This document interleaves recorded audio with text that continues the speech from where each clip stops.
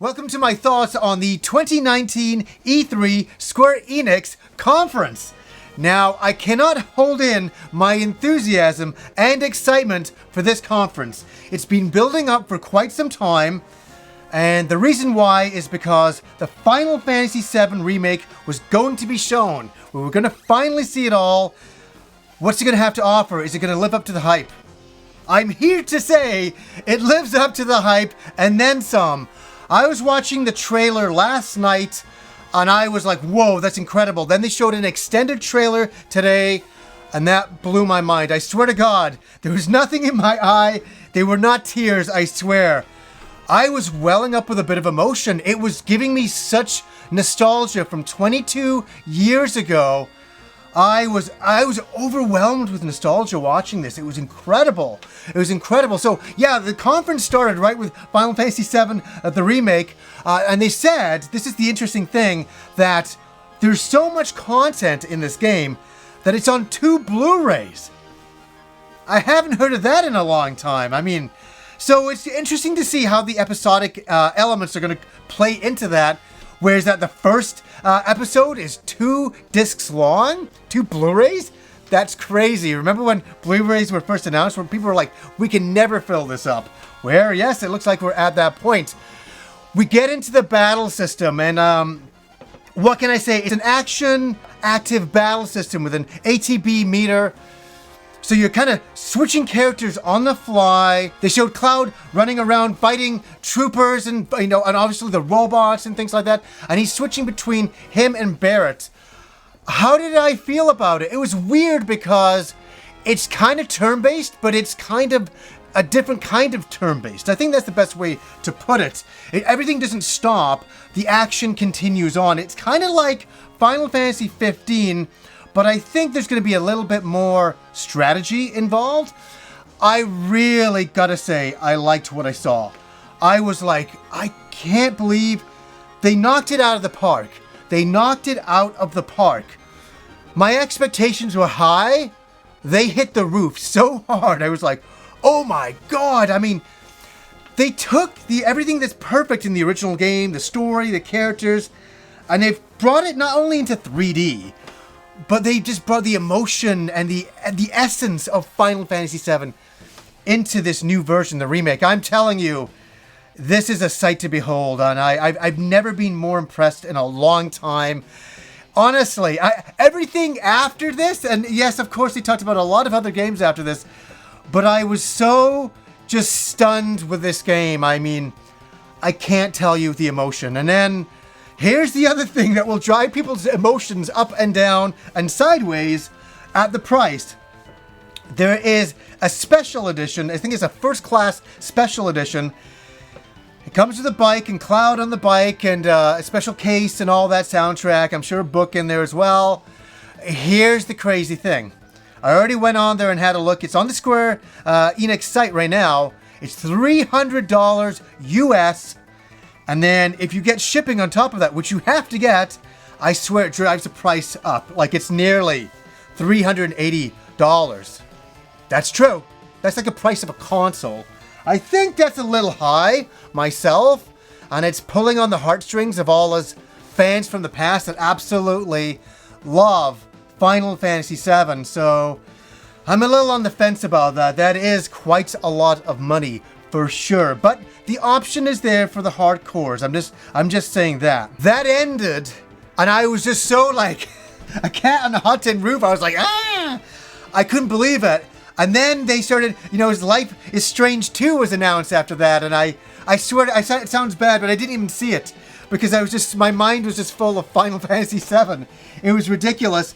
And then they showed Crystal Chronicles. That's a favorite of mine on the GameCube that they're bringing back now, and I think it's coming onto the Switch as well. So that was kind of neat to see, and it's going to be really fun to kind of relive that game, especially nowadays with friends. I did with friends back in the past with my Game Boy Advance. Can't wait to do that. Octopath Traveler is on PC. It is a wonderful day indeed. So many people get to play that amazing RPG. It's funny because I was watching it play while I was watching the conference, and I was like, This is wondrous. This is absolutely wondrous. I'm so happy even more people get to play it. The Last Remnant is remastered and it is on Switch now. I thought it was Crystal Chronicles is on Switch now. That's to come. But it's The Last Remnant. It's The Last Remnant that is available right now. What can I say about that game? I played it back in the day. It's okay. I'm not against it. I'm not a huge fan though, but I think it may find a brand new audience. They showed Dragon Quest Builders 2. Oh my god, my wife is so excited about that game. That's her #1 game, to look forward to. She's always talking about it. When's that game out? She keeps saying, when's it coming out? So yes, it's coming out soon. It is coming out soon.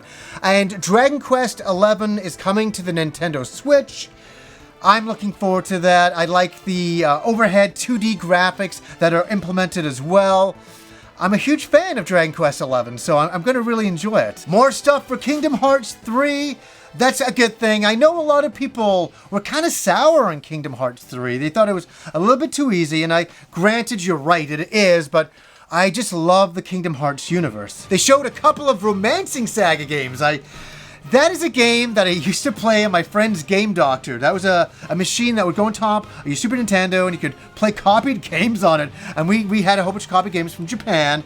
One of them was Romancing Saga 3. And I was like, I thought it was so cool. I thought it was such an alternative to Final Fantasy. And I always, back in the Super Nintendo days, wanted that game to come out. So it's great to be able to play these games now. Only a great thing. Now, yes, there's other games out there.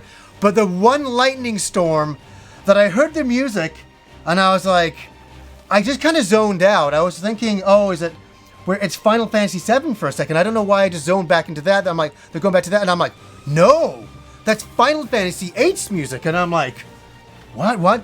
And then they started showing, the trailer for it, and they announced the remaster. This is the only game we've been missing. I'm so happy to see that. I remember all these, stories about how they lost the source code. They can never, do a port of it. It's lost forever. Nothing is lost forever, it would seem. What can I say from the visuals I saw? For a remaster, it doesn't look as remastered as I would have liked. I'm just happy to get it though. I'm not complaining. I'm just happy to get Final Fantasy VIII again. Just to be able to play on high definition TVs, even if the polygon rate and kind of like the texture rate, I'm trying to say, is not so hot, I'm okay with that. I just want to be able to play it again and hear that music and kind of relive those moments from my youth. Now, they showed the new Avengers game. This is Victor Lucas's most anticipated game of the last 25 years. I swear to God, all he's ever talking about is, when's the Avengers out? I can't wait to see the trailer. I'm dying for this game. What can I say? I saw the trailer. It looks good. I will just say that, of course, this makes total sense now that the Avengers, the movie, has ended. And obviously contracts are different now between the actors and the studio and continuing on. So all of the characters are not the characters from the movies. They are original characters playing the iconic roles of Iron Man, the Hulk, and Thor. So if you're expecting, Tony Stark, Robert Downey Jr. as Iron Man, you're not going to get him, that's for sure. But it looks like we got a lot of competent actors. The actors are really good. The action looks really awesome. I'm in. I'm not against this game at all. It's weird to see the Avengers all standing around and they all look different. That kind of threw me off a little bit. But my God, so much enthusiasm to come in here today and talk about all of this stuff. For every conference, I'm always about this percent let down.